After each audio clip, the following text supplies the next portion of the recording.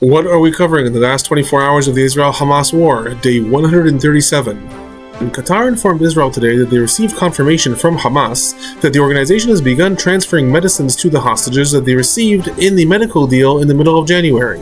The al-Qassam Brigades reported firing mortars at IDF tanks in Gaza City today. The IDF later confirmed that one IDF soldier was killed in battles in these areas in the northern parts of the Gaza Strip.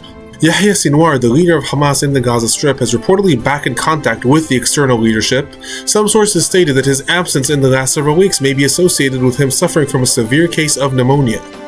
The UN World Food Programme announced a suspension of food deliveries to the northern parts of the Gaza Strip, stating that the area is overrun with violence and chaos.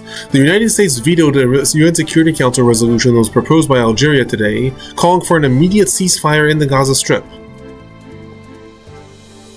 Hello everyone, I am Alon Burstein, visiting assistant professor in the Department of Political Science and Israel Institute Fellow at the University of California, Irvine, here bringing you the summary of the last 24 hours of the Israel-Hamas War. It is currently the evening of February 20th, 2024 in the United States, the morning of February 21st, 2024 in the Middle East. Starting with the hostage situation, Qatar informed Israel today that they received confirmation from Hamas that the organization has begun transferring medicines to the hostages that they received in the medical deal in the middle of January. According to reports, Israel is examining this announcement, citing that no proof was given by Qatar about the transfer of medicines. According to the terms of the initial deal, Israel allowed more medications to enter the Gaza Strip. In turn, Hamas was going to supply the hostages with life-saving medications that were required. Hamas was supposed to give proof of transferring the medicines to hostages to Qatar. That proof never arrived. Relating to these negotiations, Brett McGurk, who is President Biden's special envoy to the Middle East, is due to arrive in Egypt tomorrow in order to also help facilitate reigniting the negotiations. He was instrumental in previous rounds of negotiations. Reportedly, after traveling to Egypt, he will arrive in Israel the following day to also pressure the Israeli government to participate in the ongoing negotiations. Qatar reportedly indicated to Israel today that Hamas may be showing some flexibility in its position and negotiating stance. In Israel, there was reportedly mild optimism about the possibility of reigniting the negotiations. However, it is important to note that earlier in the day, the Qatari Foreign Ministry reported that no progress has been made in negotiations in recent days, so it is unclear what those positive indications that were reported in different news sites actually relate to. Other news, while visiting Israeli soldiers today, the Israeli Prime Minister Netanyahu stated that there's a lot of pressure on Israel to stop the war before achieving the goals, and that stopping the war would include coming to a hostage agreement at any price. He stated, and I quote, "We very much want to achieve their release and will go a great distance, but not at any price. Certainly not the ludicrous prices Hamas is demanding, which mean the defeat of the Israeli state." Moving on to the ongoing fighting in the Gaza Strip, there were no rockets or mortars sent from the Gaza Strip towards Israel in the last 24 hours. In the northern parts of the Gaza Strip, the al-Qassam Brigades, that is the military wing of Hamas, reported intensive gun battles with the IDF in Gaza City, stating that one IDF soldier was killed and that others were injured. Earlier statements reported that mortars were fired against IDF tanks in the area as well. The al-Quds Brigades, that is the military wing of the Palestinian Islamic Jihad, also reported intensive gun battles in these areas. In the central parts of the Gaza Strip, there were continuous bombings that were reported in the areas of Deir al-Balah, causing several deaths. The bulk of the fighting remains in the southern parts of the Gaza Strip and Khan Yunis. Reportedly today, there were ongoing operations in the western parts of the city as the IDF is deepening its control in the area. The IDF reported raiding a building that is adjacent to a UN school where internally displaced Palestinians were taking refuge, uncovering that in this building that actually had an adjacent wall to the school was being used as a massive weapons warehouse. The warehouse reportedly included guns, vests, warheads, grenades, RPG launchers, as well as ammunition. The IDF reported that while evacuating the school, 60 Hamas operatives were hiding among the civilian populations and were identified and arrested. The al-Quds Brigades reported firing mortars at IDF soldiers in the western parts of Khan Yunis as they were taking refuge in a house. It was not reported if soldiers were specifically injured in this attack.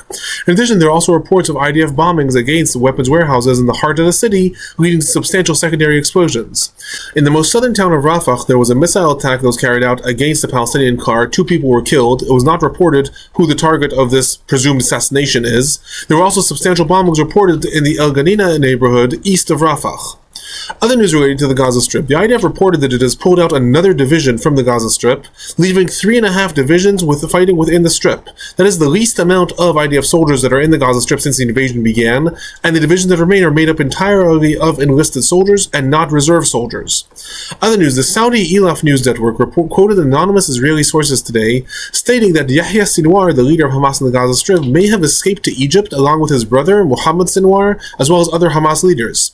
This was later denied by Israeli officials, who also added that Sinwar has resumed contact with the external leadership of Hamas. Later in the day, it was reported in Israel's Channel 12 news network that the Hamas leadership stated that Yahya Sinwar has suffered from a complex case of pneumonia, which may have contributed to his absence that was reported in Israel from communications with the Hamas's external leadership.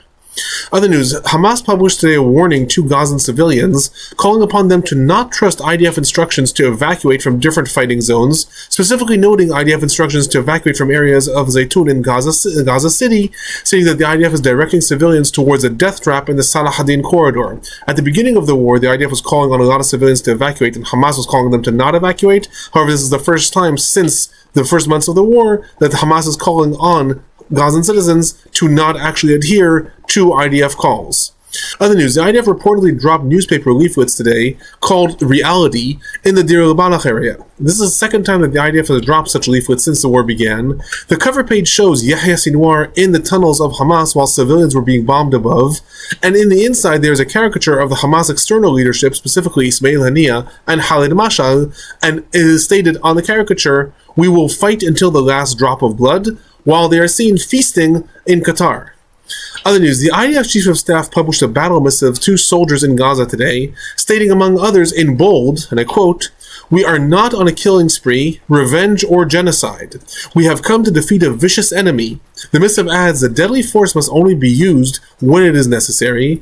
There is need to distinguish between terrorists and civilians, and to not take anything during fighting, specifically noting souvenirs or weaponry, nor to record revenge videos. It is very likely that this is associated with the injunction that was leveled against Israel in the International Court of Justice, the ICJ, where Israel is supposed to report to the court what it is doing in order to avoid violations of international law of soldiers in the Gaza Strip. Now the Chief of Staff has put out this message stating to soldiers to not violate international law. Other news related to the possible impeding operation that the IDF is going to carry out in Rafah. There were reports today that the IDF is concluding its Khan Yunis operation, and that the decision will soon have to be made based on what the political establishment decides, where the IDF's 98th Battalion, which is the battalion of elite commandos, is going to turn. Is it going to turn to Rafah or to the central camps in the Gaza Strip? Related to this potential operation in Rafah, and echoing the proposal of the United States in the UN Security Council that I mentioned yesterday, the United States National Security Council spokesperson John Kirby stated today that under the current circumstances, a ground offensive in Rafah without a plan guaranteeing the safety of over 1 million Palestinian civilians in the area would be disastrous. Regarding casualties, one IDF soldier was reported killed in the Gaza Strip in the last 24 hours, and another IDF soldier reportedly died from injuries that he sustained in the Gaza Strip a week ago, bringing the total number of IDF soldiers killed in the Gaza Strip since the invasion began to 238. 22 IDF soldiers reported injured in the Gaza Strip in the last 24 hours, bringing the total number of IDF soldiers injured in the Gaza Strip since the invasion began to 1,396. The Palestinian Health Ministry is reporting that 103 Palestinians were killed in the Gaza Strip in the last 24 hours, bringing the total number of Palestinians killed in the Gaza Strip since the war began to 29,195. 69,170 Palestinians were reported injured in the Gaza Strip since the war began. Yesterday, the IDF published new assessments stating that some 12,000 Hamas and Palestinian Islamic Jihad operatives have been killed in the Gaza Strip since the war began, so it is possible those are 12,000 out of the 29,195. Moving on to the humanitarian situation in the Gaza Strip. The U.S. State Department spokesperson Matthew Miller related today to the UN Human Rights Commission report that I noted yesterday regarding sexual violence Palestinian women and girls are experiencing when arrested by the IDF. He called upon Israel to thoroughly and transparently investigate any claims of abuse, adding that prisoners must be treated in accordance with international law. Other news. After it was reported earlier this morning that Palestinian civilians raided an aid truck carrying flour in Gaza City, the UN World Food Program announced a suspension of food deliveries to the northern parts of the Gaza Strip, stating that the area is overrun with violence and chaos.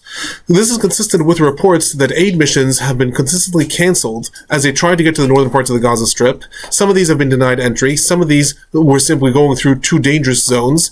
In addition, it was reported that a lot of these trucks that do manage to get to the northern parts of the Gaza Strip Strip are raided before they actually get to the distributing areas, either by Hamas, local warlords that are popping up, or civilians who are desperate for aid. Right now, the UN World Food Program stated that it is suspending its missions to the northern parts of the Gaza Strip because the area is simply too chaotic.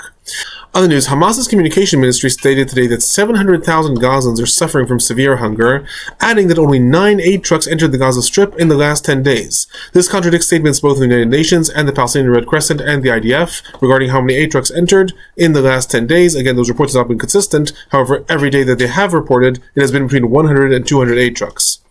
Other news, the World Health Organization reported that it managed to transfer 32 patients in critical condition from the Nasser hospital to other hospitals in the Gaza Strip, adding that the ICU in the Nasser hospital is no longer functional. The Kerem Shalom crossing was reportedly blocked today by protesters. There was no reports made regarding if and how many aid trucks did manage to enter the Gaza Strip. Moving on to the West Bank, there was substantial IDF activity reported in several different parts of the West Bank in the last 24 hours. A major operation was reported in Jenin and in the Jenin refugee camp, where the IDF is reportedly besieging a house, attempting to carry out an arrest of a Palestinian. Intensive gun battles are reported. IDF drones were noted attacking different armed Palestinian groups. At least 3 Palestinians were reported killed in this operation. It is still ongoing as of when I am recording this. Other intensive IDF activity was reported in the areas of Gilazon refugee camp near Ramallah, Kfar Adik near Salafit, Beit Omar and Bani Naim in Hebron, Tamun, Hizmeh in East Jerusalem, as well as Baita. There were no reports made regarding how many Palestinians were arrested in the last 24 hours. These will likely be released later in the evening. Moving on to the northern parts of Israel, southern parts of Lebanon, there has been a return in the last 24 hours to the quote-unquote regular escalations between the sides. There were continuous rockets and mortars sent from Lebanon targeting the northern parts of Israel in the last 24 hours. These targeted the areas of Misgab Am, Margaliot, where there was a barrage of rockets as well as anti-tank missiles were fired, Hardov, Arab al-Ramsheh. Hezbollah also stated that it fired Burkan missiles towards the Reches Ramim area. In addition, a Hezbollah drone crashed in the western Galilee of Israel. This is the second time in the last 24 hours that a Hezbollah drone managed to penetrate Israeli airspace undetected and crashed within Israel. Regarding IDF activity, IDF warplanes carried out a series of attacks against Hezbollah military compounds in the villages of Bleida and Ita Sha'ab. Attacks were also carried out against Hezbollah structure in the Kila village, where several Hezbollah operatives were identified and reportedly killed by the IDF. Hezbollah outposts were also attacked in the areas of Yarun and Meruchin. Terror infrastructure was also targeted in the areas of Adaharia. The IDF also reported that military structures were attacked in the Hula village. Al-Manar in Lebanon reported an IDF drone attack in the area of Meruchin as well, and another attack in the Misal Jabal area. There was also gunfighting that was reported in the Hula village. This was not reported by the IDF, so it is unclear if Al-Akhbar is reporting a Hezbollah attack against an IDF outpost in the area, or if a gun battle actually ensued in the village itself. Moving on to some of the regional developments in the last 24 hours, the Houthis reported that they managed to down an advanced U.S. drone, the model MQ-9. Reportedly, this was down near the Hodeidah port. This is the second time since the war began that the Houthis have managed to down such a drone, with Reuters reporting that these drones were likely downed by surface-to-air missiles, adding that each one of them is estimated at roughly $32 million. Other news, the French Defense Ministry announced that French ships managed to intercept 2 drones that were launched from the Houthi-controlled areas in Yemen, targeting different ships in the area. U.S. Central Command reported that the U.S.-owned ship that was targeted by the Houthis 2 days ago was actually carrying humanitarian aid for Yemen. According to reports, missiles that were launched from Houthi-controlled areas detonated near the ship did not actually cause it severe damage. Moving on to some of the political and general trends of the last 24 hours. There are ongoing substantial protests in Israel calling for the government to reach a hostage deal. These were particularly intense today as they were fueled by statements made by Israel's Minister of Finance and head of religious Zionism, Bezalel Smotrich, who, similar to when the statements made by Prime Minister Netanyahu, stated today that a deal will not be achieved at any price, adding that returning the hostages is not the most pressing thing, and that other facets of the war are equally important.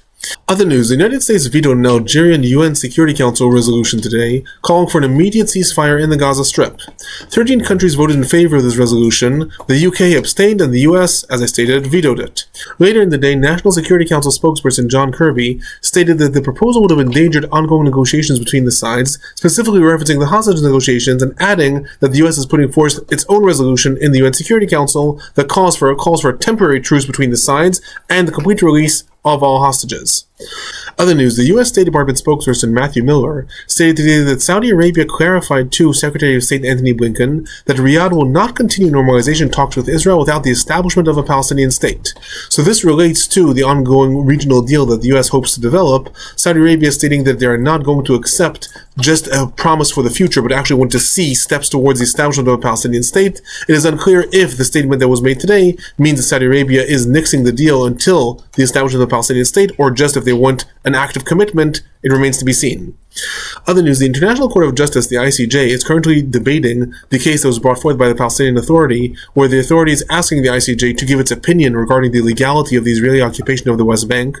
Speaking today, South Africa's ambassador to Holland stated that Israel's policies in the West Bank are more extreme than the apartheid policies that were enacted in South Africa. If you find these summaries informative, please do remember to subscribe, give a like, turn on notifications. If you have any questions or comments, please leave them in the comment section below. That is my report for the last 24 hours. I'll be back tomorrow.